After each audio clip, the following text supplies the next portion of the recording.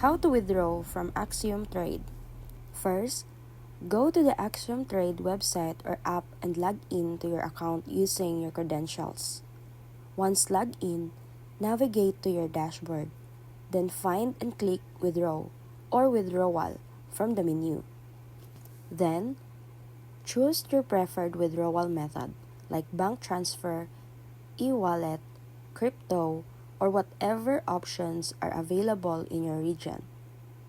Then, type in the amount you want to withdraw and enter any required details like your wallet address or bank info. Double check everything to avoid errors. Then click Submit or Confirm Withdrawal.